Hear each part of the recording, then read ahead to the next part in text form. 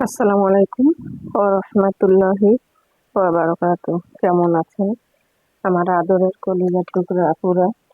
আল্লাহ সবাইকে ভালো সুস্থ রাখার তৌফিক দান করুন, এই দোয়া সবসময় করছি এবং আপনাদের দোয়া আশীর্বাদে আমিও ভালো আছি আলহামদুলিল্লাহ। আল্লাহর কাছে শুকরিয়া জানাচ্ছি। তো আপুরা, আজকে আমি মূলা শাক রান্না করব। তো আমি কড়াইয়ের মধ্যে পেঁয়াজ কাটা দিয়েছি ও আমি সরিষার তেল দিয়ে দিলাম। এবার আমি রসুন কুচি দিয়ে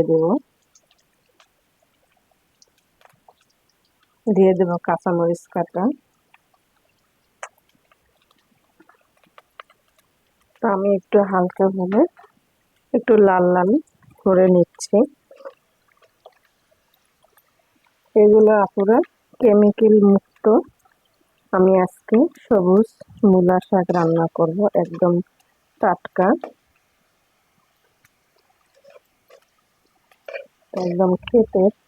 তবে আমাদের ক্ষেতের না, আমাদের আত্মীয়র ক্ষেতের এটা। আমাকে এই মূলা শাকগুলো দিয়েছে রান্না করে খাওয়ার জন্য, তো আমি আজকে রান্না করছি।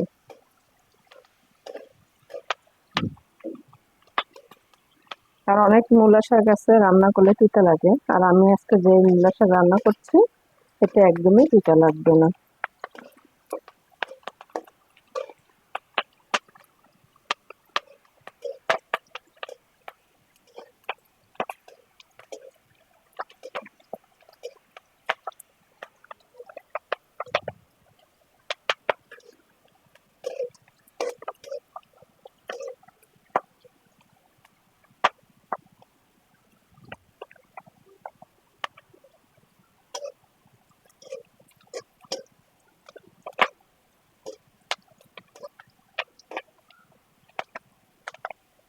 তারপর এবার আমি মূলা শাক দিয়ে দেব। বিসমিল্লাহির রহমানির রহিম।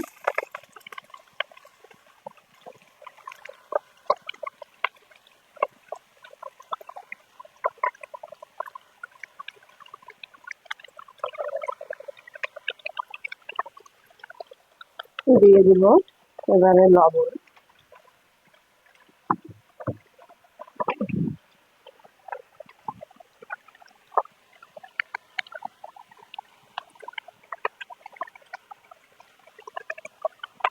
লবণ দিয়ে দিলাম, এবারে আমি ঢেকে দিব।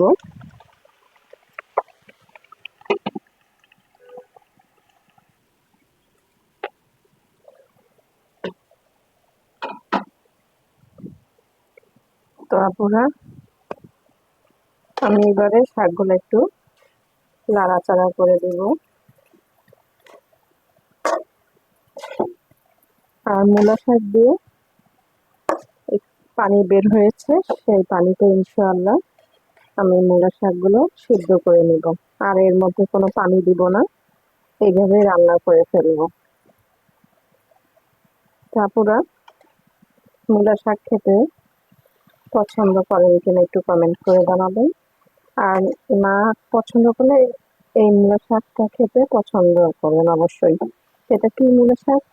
একদম বড় বড় আকারের সাদা মূলো শাক, বাজারে কিনতে যে আমরা পাই, ওই মূলা শাকটা, ওই মূলার শাক খেলে একদম তিতা ছাড়া পাবেন।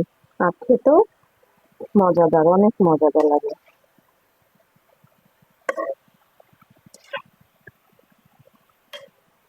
এই বড় মূলা এই শাকটাই আপনারা খাবেন, দেখবেন তিতা লাগবে না। আমি ভাপিয়ে নেই, পারলে আপনারা একটু সিদ্ধ করে নেবেন, তাহলে আরো ভালো হয়। আর না নিলেও চলবে, এইভাবে খেলেও ভালো লাগবে।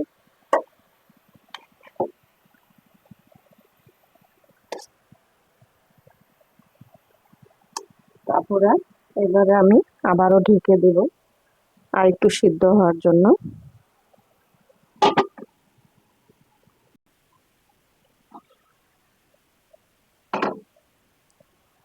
তারপরে মূলা শাক রান্না হয়ে গেল।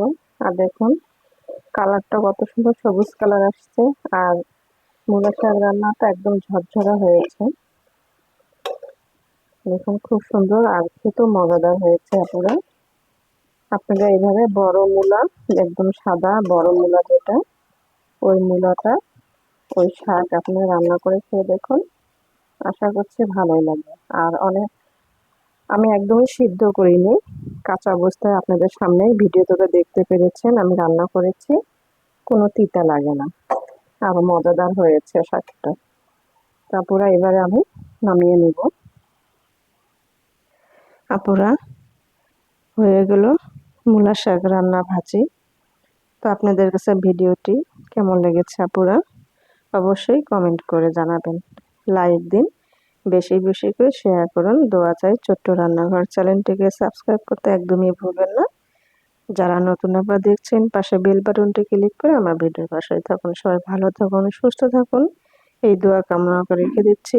আসসালামু আলাইকুম ওয়া রাহমাতুল্লাহি ওয়া বারাকাতুহু।